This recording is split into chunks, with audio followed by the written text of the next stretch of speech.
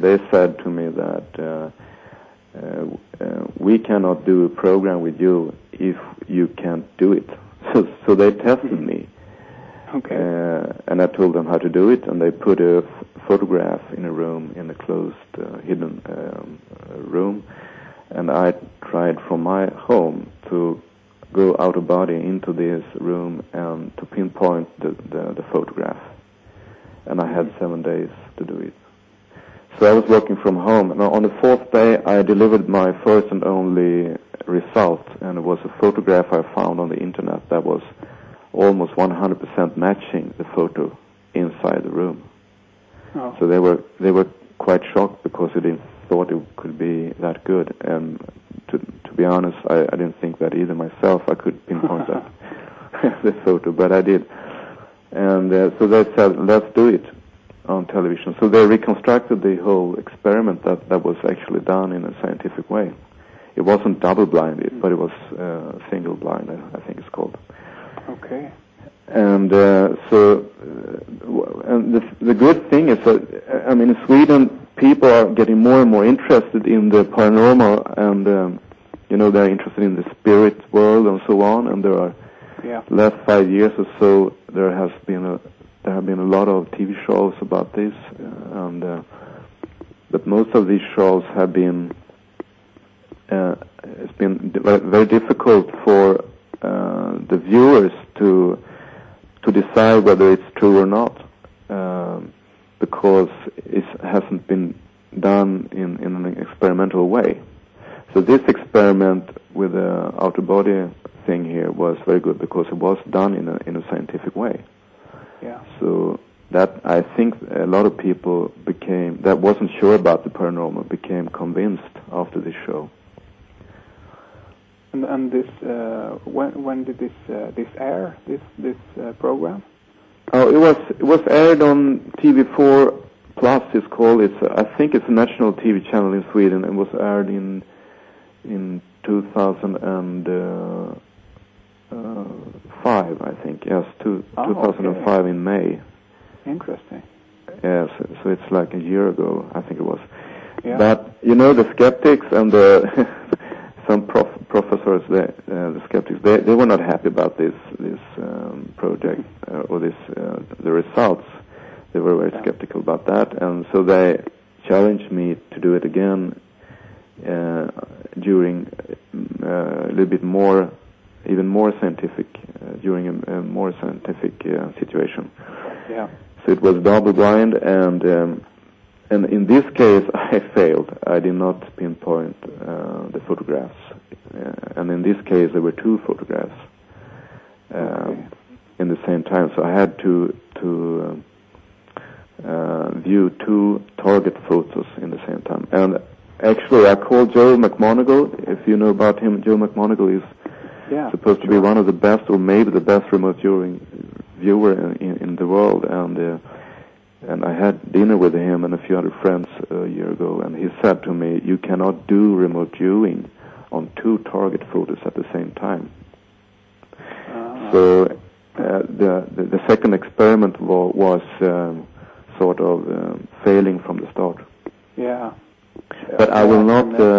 I will not blame the experimenters, the skeptics, about this, because it was actually my own decision to have two target photos. So I have to blame myself about that. Yeah, I can imagine. It gotta be what how should I say? What parameters are involved in this? I mean, if you become like nervous, are you destined to fail then, or how should your mood be, so to speak? Is there any rules here to make it work better? That's a very good question, because I think people that have paranormal skills, they should not work with skeptics at all, because you have to work in a positive environment where people are either neutral about it or positive, because I mean paranormal events takes place on a subatomic level. It's on a subliminal, on a subatomic level, it seems, and this level is very easy to disturb. And you should, if you're negative, you tend. It seems like the researchers can actually affect the experiment in a negative way. It's like when quantum physics speaks about experimentation, they say themselves that the experimenter is affecting the experiment. So I think it's pretty clear that's the fact. Exactly. Yes. So you have to do it in a positive environment. So how then does one convince a skeptic? It's impossible, right? A skeptic will never be convinced, because I think a skeptic have to have his or her own experience. Yes. And as long as they don't have that, his or her own experience, they will tend to stick to their own belief system. And the skeptic's belief system does not include the paranormal. That's for sure. Yeah. It includes the natural science, the Newton science and so on, but not this stuff. So I tried many times to convince skeptics, and I've been challenged by skeptics to do experiments, and I said yes, and I done them, and I had sometimes good results and sometimes quite good results. But whatever results that are produced, they claim that they can find faults in it, even if they themselves control it. So if you deliver good results, they criticize the results. They chop it into pieces, and they discard one piece by piece. So it's exactly. Yeah, that's a shame. But listen, let's not talk about the skeptics right at the moment, okay?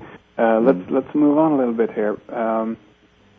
There's one question I would like to ask you, and I know that this may be very difficult to explain, but I'm curious about some of the. I know that there are a few different techniques involved in remote viewing, and maybe if you can just encapsulate a few of those for us, or describe how do you work when you do remote viewing.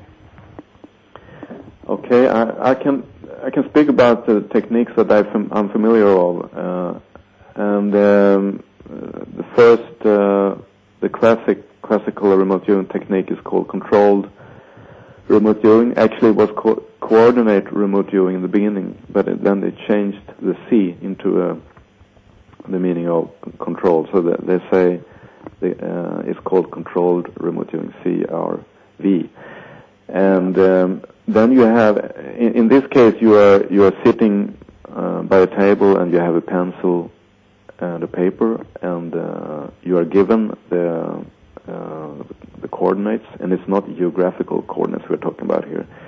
Yeah. So that's the only lead you have, and that's the coordinates, and they are designated to a certain target photo. If it's training, they are designated to certain target photos.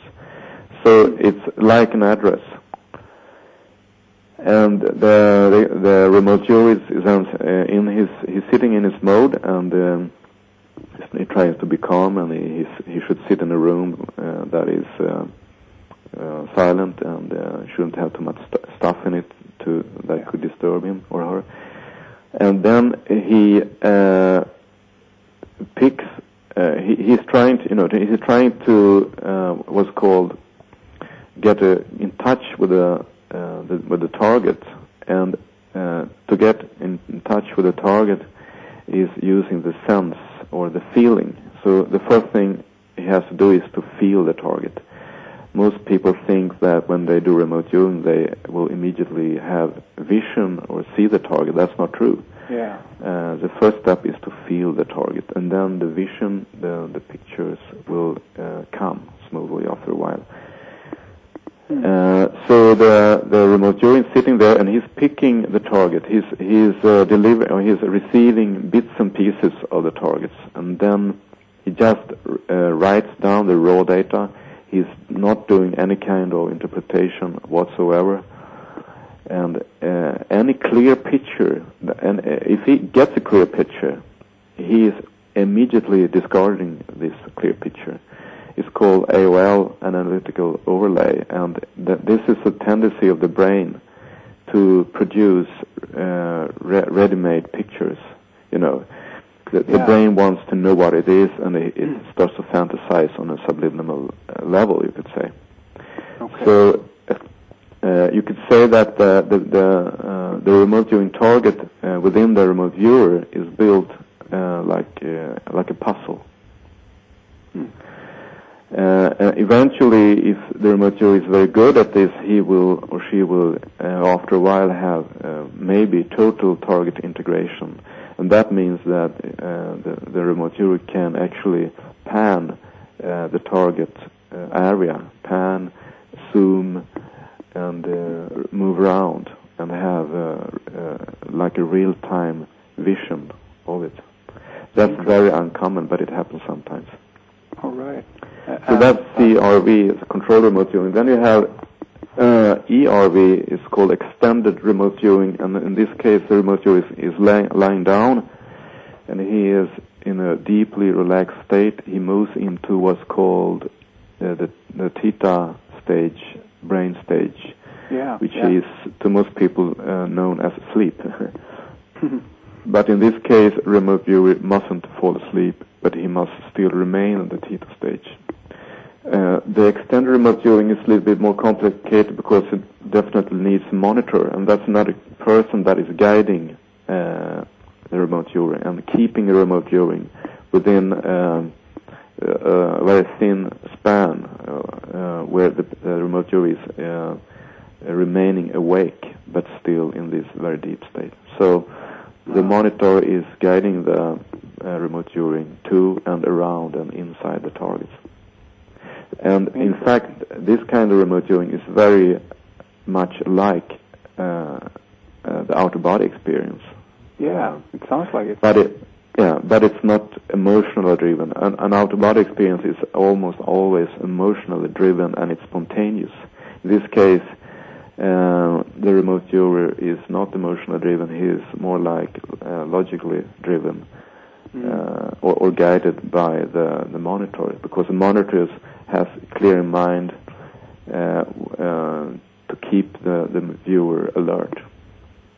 And if it's a consultant case, I mean, if it's a task to pinpoint a target or whatever it is, it's of course a customer in the other end that wants to have good results. And if the monitor shouldn't be there, it's very likely that the remote viewer would drift off and go to something that is more interesting to him or her. Yes, I can imagine. So the remote viewer is kept on a leash by the monitor. Ah, okay. And then there are other kinds of remote viewing too, like technical remote viewing, and I think that's Ed Dames, one of the remote viewers from the original Stargate project. He was the one that founded that kind of technique, and I think it's very much like controlled remote viewing. They use coordinates and so on. Ah, interesting. Yeah, well, and then there are also other kinds of. I think his name is David Carr, C-A-R-R, and he's doing what he calls spiritual remote viewing and psychological remote viewing. So you can use remote viewing to pan or scan a person too. That's possible. And there are medical remote viewing and so on. So it's the remote viewing is really a field that is expanding, and it's becoming more and more varied in its use. Yeah, and I guess we could say that we are tapping into the same information. We're just, as you say, using different techniques there to access it, basically. And, I guess I'm not sure if all the remote viewers are happy about that, but I say that remote viewing is actually controlled